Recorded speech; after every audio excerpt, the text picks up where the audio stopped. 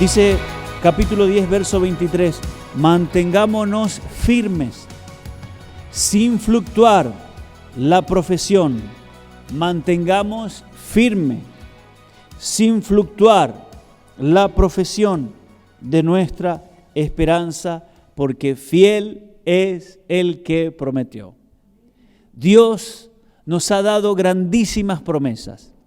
Esas promesas están bajo juramento divino. Dios juró por sí mismo, por Él mismo, de que te va a bendecir. Dios juró por Él mismo. Y no solamente hay promesas, sino que esas promesas son una herencia y están selladas con un juramento. Dios juró por Él mismo de que te va a bendecir. Amén. Y esa es tu herencia, esa es mi herencia, la herencia que hemos recibido. Hebreos capítulo 10 dice en el versículo 5, versículo 5, por lo cual, ¿lo tiene? Por lo cual, entrando en el mundo, dice, sacrificio y ofrenda no quisiste, mas me preparaste cuerpo. Cristo, aquí el autor de Hebreo está hablando y dice que Cristo vino al mundo. ¿A dónde vino? Cristo entró al mundo, dice. Y como en el Nuevo Testamento no quería sacrificio Dios ni ofrenda, entonces, ¿qué hizo el Padre? Preparó un cuerpo para Cristo. ¿Qué hizo el Padre? Preparó un cuerpo para Cristo. Ese cuerpo, usted lo conoce, es Jesús. ¿Por qué? Cristo necesitaba un cuerpo. ¿Para qué? Porque Dios, ¿qué es? Es espíritu. ¿Qué es Cristo? Es espíritu. Amén. Entonces, ¿para qué el Dios que es espíritu? ¿Para qué Cristo que es espíritu necesitaba un cuerpo? Algunos pueden estar diciendo, ¿qué está diciendo? Lo que pasa es que hay que leer la Biblia. Amén. Leamos la palabra de Dios. Cristo necesitaba un cuerpo y el Padre preparó un cuerpo para Cristo. Dice, aquí vengo, entro al mundo, como no quisiste ofrendas ni sacrificios, no quisiste, entonces ¿qué hiciste? Me preparaste un cuerpo, dice. Amén. ¿Para qué ese cuerpo? Para que Cristo venga y habite en ese cuerpo, porque Él es espíritu. Y Él necesitaba el cuerpo. ¿Para qué? Para que a través de ese cuerpo pueda expresar su poder, pueda expresar su autoridad y pueda expresar el mayor deleite que satisface al Padre. ¿Cuál es? Hacer la voluntad del Padre. Hacer la voluntad del Padre. Me presentaste cuerpo, dice. Entonces Cristo necesitó un cuerpo. El Padre se lo da. El Padre le da el recurso que Cristo necesitaba, un cuerpo. ¿Para qué? Para que Él esté en la tierra, para que Él pueda expresar cómo es alguien en la tierra que vive haciendo la voluntad del cielo. ¿Para qué necesitaba Cristo un cuerpo? Para mostrar al mundo, para mostrar a las personas, a sus seguidores, a sus hijos, a sus discípulos, cómo es un hombre aquí en la tierra haciendo la voluntad del cielo. ¿Están acá? Para eso necesitaba Cristo el cuerpo y el Padre le da ese cuerpo. Y sigue diciendo, holocausto y expiación por el pecado no te agradaron. Entonces dije, he aquí que vengo, oh Dios, para hacer tu voluntad. ¿Para qué vino Cristo? Bueno, el que tiene un conocimiento limitado, sin faltar el respeto a nadie, dirá, Cristo vino para salvarme. Cristo vino para sanarme. Cristo vino para prosperarme. Pero aquí dice que Él vino para hacer la voluntad de Dios, que es mucho más que salvarte, es mucho más que sanarte, es mucho más que bendecirte. Lo que pasa que hemos puesto la función de Cristo en la tierra y hoy mismo, estando resucitado, al nivel de nuestras necesidades. ¿Están aquí? Entonces, tengo hambre, Padre, tengo hambre. Quiero esto, Señor, quiero esto. Señor, quiero que me sanes. Señor, quiero que me bendigas, quiero que me levantes, quiero que me prosperes. Y Dios lo puede hacer. Pero su voluntad es más que eso.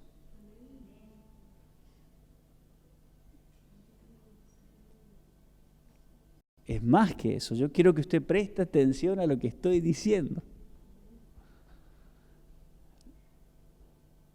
Decí conmigo, no voy a poner la función de Cristo al nivel de mis necesidades. Porque si no te lo da, ¿qué vas a hacer? Si no me lo da, ¿qué hago? ¿Me voy de la iglesia? ¿Qué hago? ¿Renuncio al pastorado? ¿Qué hago? Si no me da lo que mis ojos quieren ver, ¿qué hago? Abandono. ¿Qué hago? La voluntad de Dios no está al nivel de tus necesidades, es mucho más que eso. Por eso dice en el mismo capítulo, pero en el verso 39, pero nosotros no somos de los que retroceden para perdición, sino de los que tienen fe para preservación del alma. ¿Tenemos fe para preservar nuestra vida? ¿O dejamos de cuidarnos para dejar de agradar a Dios? ¿Abandonamos esa actitud de guardarnos, de cuidar nuestro corazón, de cuidar nuestra alma, de cuidar nuestra conciencia, de cuidar nuestra mente, porque no vemos lo que queremos? Sin embargo, aquí los hebreos eran alentados que más allá de que la cosa no funcione como ellos querían que funcionara, la función de esta exhortación era para que ellos no dejaran de guardarse, de cuidarse y de perseverar en fe, porque eso iba a traer preservación para sus vidas, preservación para el alma. ¿Está entendiendo? Diga, porque voy a usar esta palabra, diga preservación. Diga conmigo preservar. ¿Qué es preservar? Algo que perdura. Perdura, sigue. Puede venir vientos, marea, tormentas, terremoto, pero lo que persevera, persevera. Y las tormentas de la vida muestran verdaderamente qué es lo duradero y qué es temporal. Usted ve qué es lo que fue temporal. Usted ve la vida temporal y la vida permanente en la vegetación. Por eso los salmos, el salmista usaba que los justos son plantados en la casa de Jehová como palmeras. Porque la palmera es un árbol, es una planta, es un árbol que cuando otros caen, la palmera sigue estando. Cuando otros árboles caen en la tormenta, la palmera sigue estando. Porque tiene la virtud de la preservación. ¿Está entendiendo esto? Y ese es el carácter de esta palabra. Preservar tu alma tal manera, preservar tu vida, preservarte en el camino de la salvación, a tal manera que las pruebas, los vientos, las mareas que vienen en contra de tu vida, no te hagan caer, sino que te hagan aferrarte más fuerte todavía. Amén. ¿Cuántos dicen amén a esto? ¿Más fuerte en qué? En tus sueños. ¿Más fuerte que en tus anhelos? No, más fuertes en la voluntad de Dios. La voluntad de Dios. Por eso sigue diciendo aquí esta palabra a los hebreos. Holocausto y expiación por el pecado no te agradaron. Entonces dije, aquí vengo yo.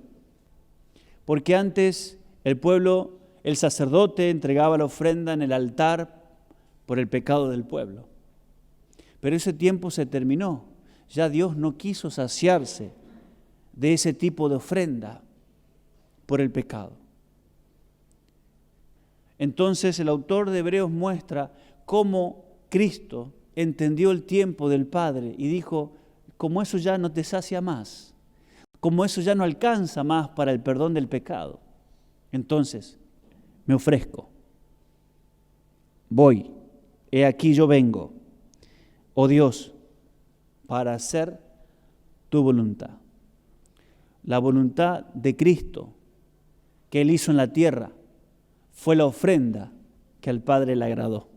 Dice, he aquí que vengo, Dios, para hacer tu voluntad, como en el rollo del libro está escrito de mí, diciendo, primero sacrificio y ofrenda y holocausto y expiación por el pecado no quisiste, ni te agradaron, las cuales se ofrecen según la ley, y diciendo luego, he aquí que vengo, oh Dios, para hacer tu voluntad. Quita lo primero para establecer esto último. Quita el viejo pacto, antiguo pacto. ¿Para qué? Para establecer el nuevo pacto. Nuevo pacto es una naturaleza nueva. Es un nuevo tiempo, pero cuando usted encuentra en la palabra de Dios, nuevo pacto, nueva criatura, está hablando de una naturaleza. ¿De qué naturaleza? La naturaleza de Dios. ¿Y sabe qué? Dios es nuevo cada día. Dios es nuevo cada día. Es más, como es nuevo, renueva sus misericordias sobre nosotros. Porque si no las renueva, hermanos, no sé qué estaríamos haciendo. ¿Cómo estaría el mundo de hoy? No sé. Peor quizás. O ya no existiría. He aquí que vengo, Dios, para hacer tu voluntad. Cristo, ¿para qué vino entonces a la tierra? Él vino para hacer la voluntad del Padre. ¿Me está entendiendo? Él entró al mundo, dice, para hacer la voluntad del Padre. Él vino, dice, he aquí, dice, por lo cual entrando en el mundo, dice, ¿qué hizo Cristo? Entró al mundo. Amén. Cuando Él vino no se aisló del mundo, Él entró al mundo para mostrarle al mundo cómo vive un hombre que hace la voluntad del cielo. Entonces, el mundo no es un fantasma, el mundo no es un lugar que tú y yo tendríamos que aislarnos. En el mundo tenemos que hacer la voluntad del cielo. Para mostrarle al mundo cómo es una familia que hace la voluntad de Dios, cómo es una mujer que hace la voluntad de Dios, cómo es y cómo vive un hombre que hace la voluntad de Dios, cómo vive un niño cuando hace la voluntad de Dios, cómo vive un adolescente cuando hace la voluntad de Dios, cómo vive un joven cuando hace la voluntad de Dios. Dios eligió tu cuerpo ahora para venir y hacer morada en ti. Dios, que es espíritu, te eligió y se ha provisto de un cuerpo. Ese cuerpo es usted, ese cuerpo soy yo, para que su espíritu habite dentro de nosotros y Él pueda expresar su voluntad en la tierra, para que mostremos a los demás cómo es un hijo de Dios, cómo es la vida de un hijo de Dios cuando Dios está en ese corazón, cuando Dios está en esa persona. Por eso dice, el que me ama guarda mis palabras. Dice Juan, como hemos leído recién, Juan 14, 23. El que me ama, ese es el que guarda mis palabras. Y el que guarda mis palabras, entonces yo y el Padre vendremos a Él y haremos morada, dice, con Él. Él hace morada en tu vida. Su voluntad es puesta en tu corazón. Su palabra, su espíritu, su voluntad es puesta en tu corazón. ¿Cuántos dicen amén a esto? Entonces, ¿para qué Cristo vino a la tierra? Vino para hacer la voluntad de Dios. ¿Cuántos dicen amén? Vino para hacer la voluntad de Dios. Amén. Para hacer la voluntad de Dios. Ahora, en el Evangelio del Reino tiene como centro no solamente las necesidades, dije, de las personas, sino que tiene como centro la voluntad de Dios. ¿Cuántos dicen amén a esto? Y tenemos el mejor ejemplo, que es el Señor Jesucristo, para hacer la voluntad de Dios. Él practicó obediencia. Es más, dice, aprendió obediencia. Amén. Aprendió obediencia. La principal característica de la naturaleza de Cristo es la obediencia. Diga conmigo, la principal característica de la naturaleza de Cristo es la obediencia. Si Cristo está en usted, usted obedece. Si Cristo está en usted, usted obedece. El problema de muchos es que hemos personalizado su voluntad. La hemos personalizado a nuestra forma. Le hemos puesto nuestra impronta. Esto sí, lo otro no. Esto me gusta, esto no me gusta.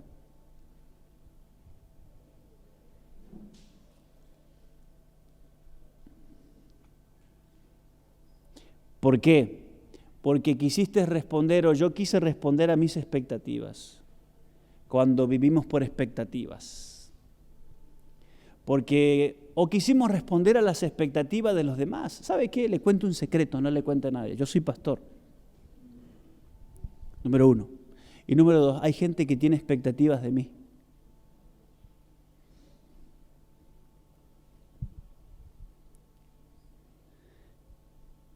Y mucha gente se frustró.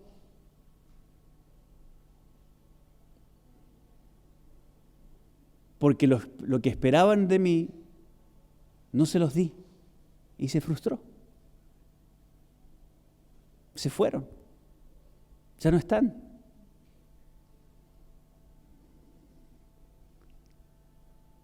Ahora, véame a mí por este lado. ¿Cómo puedo vivir yo respondiendo a las expectativas de la gente? ¿Cómo podría yo dormir pensando no respondí a las expectativas de fulano, de mengano, de la hermana, del hermano, de este joven, de este muchacho?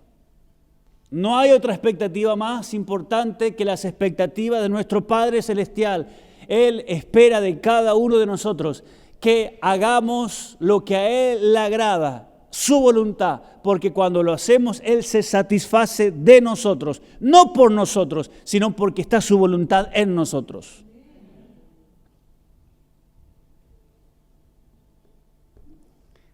¿Cuántos dicen amén? Entonces Él vino para hacer la voluntad del Padre, obedecer al Padre. No vino para responder las expectativas de las personas. Si tú lees las Escrituras, vas a ver que Jesús no sanó a todos los enfermos. Y estoy seguro que esos enfermos tenían expectativas de que Jesús los sane. Si tú lees las Escrituras, vas a ver que Jesucristo no libertó a todos los cautivos. Y estoy seguro que los familiares de esos cautivos tenían expectativas de que Jesús los liberara. Si tú lees las Escrituras vas a ver que Jesús prosperó, pero no prosperó a todos. Y estoy seguro que la gente que necesitaba prosperidad tenía expectativas de que Jesús lo haga.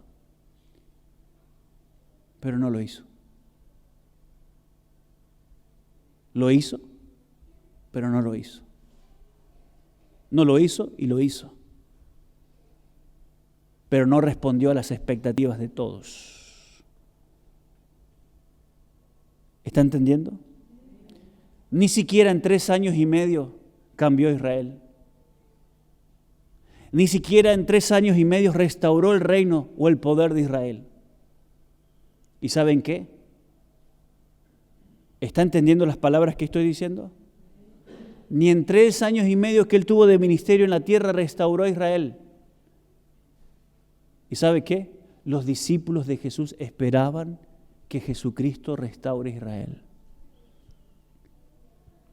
Hechos capítulo 1, verso 6 le dijeron los discípulos a Jesús: Jesús, ahora, ¿restaurarás el poder de Israel? Y Jesús le dijo: a ustedes no les toca saber eso.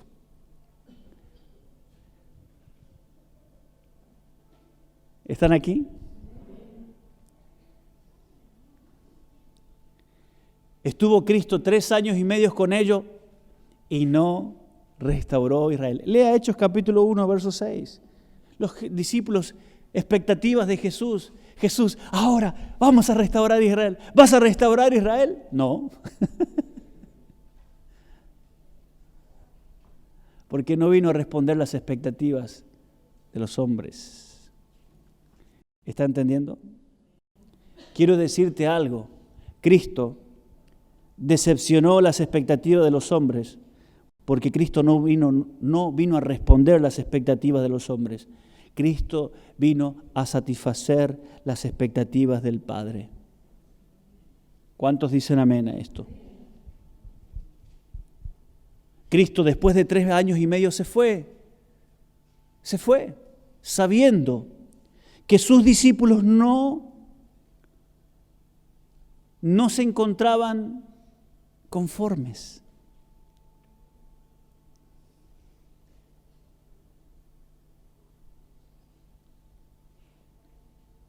Los discípulos que eran de Emaús, al final le dijeron, no era lo que esperábamos. Los discípulos de Emaús dijeron, mira, el Mesías, el Salvador, no era lo que esperábamos, claro.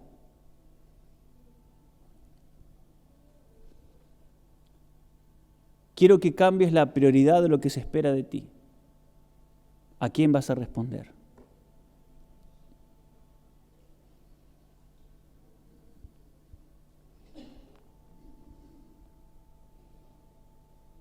Los que lo siguieron, dice que estaban en una cueva diciendo al final, todavía no ocurrió lo que Él dijo que iba a ocurrir, no resucitó como Él dijo que iba a resucitar. Quizás la impaciencia los llevó a decir eso. ¿Por qué?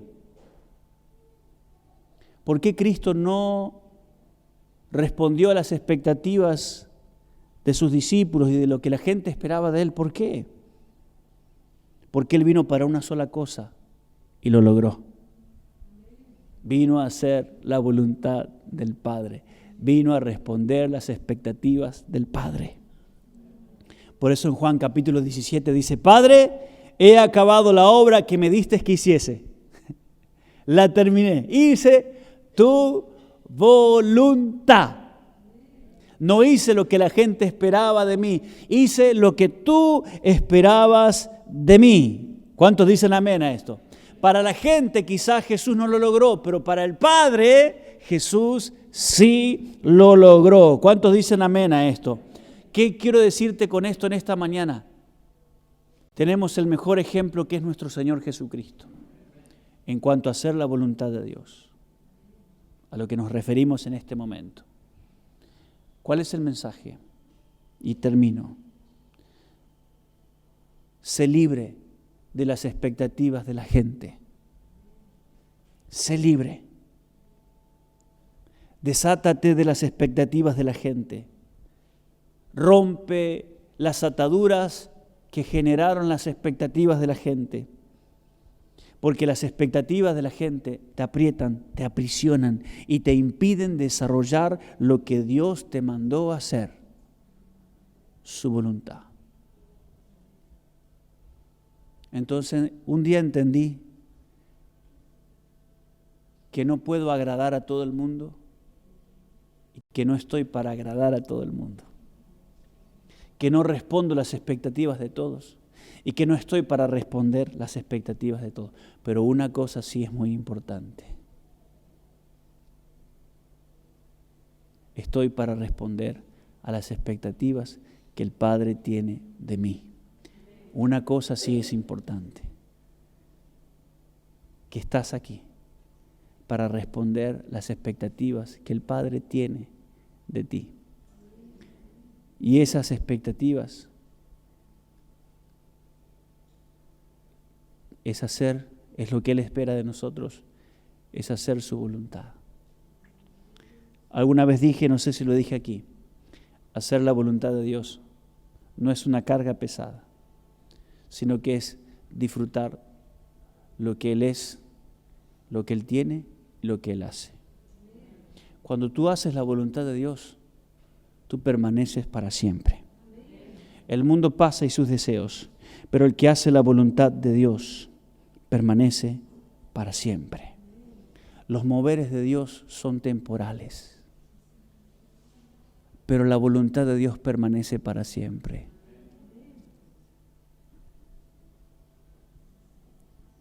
¿Cuántas veces busqué los moveres de Dios? Voy allá para que aquel ore por mí. Vamos allá, que nos ore aquel, que nos ore aquel. maravilloso. Fluye y después deja de fluir. Y entendí. Y yo sé que Dios nos ha dado un mover especial, un fluir, un flujo de su gloria, de su espíritu. Pero déjeme enseñarle algo. Me encantan los moveres del espíritu, pero entiendo que no es permanente. Los moveres de Dios son temporales, pero la voluntad de Dios permanece para siempre. Entonces, te pongo aquí. ¿Qué querés? ¿Qué es lo que querés? Estás en el nuevo pacto. Todo lo que no permanece para siempre no pertenece al pacto en que nosotros estamos.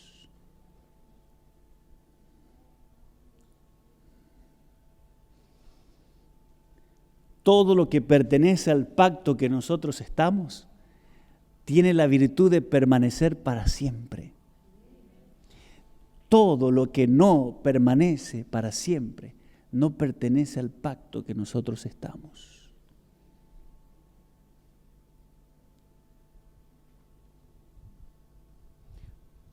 Deja de buscar los moveres de Dios. Comienza a buscar la voluntad de Dios. La voluntad de Dios traerá los moveres temporales y para cada tiempo que tú requieras o necesites. De sanidad, de salvación, de provisión, de tantas cosas.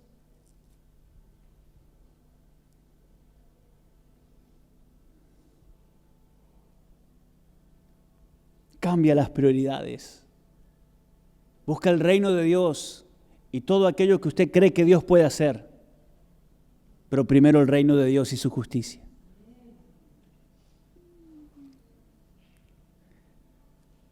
Amén. ¿Cuántos dicen amén a esta palabra? Entonces yo te pongo aquí en esta mañana dos cosas.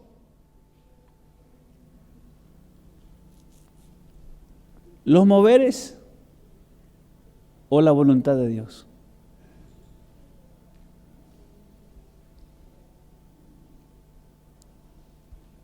Y usted elija.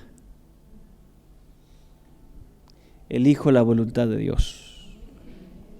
Elijo la voluntad de Dios.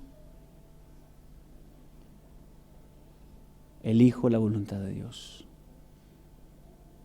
Si hay algo bueno, un mover que viene a mi vida, que se geste en la voluntad de Dios. Si hay un tiempo de prosperidad para mi vida, que se geste en la voluntad de Dios.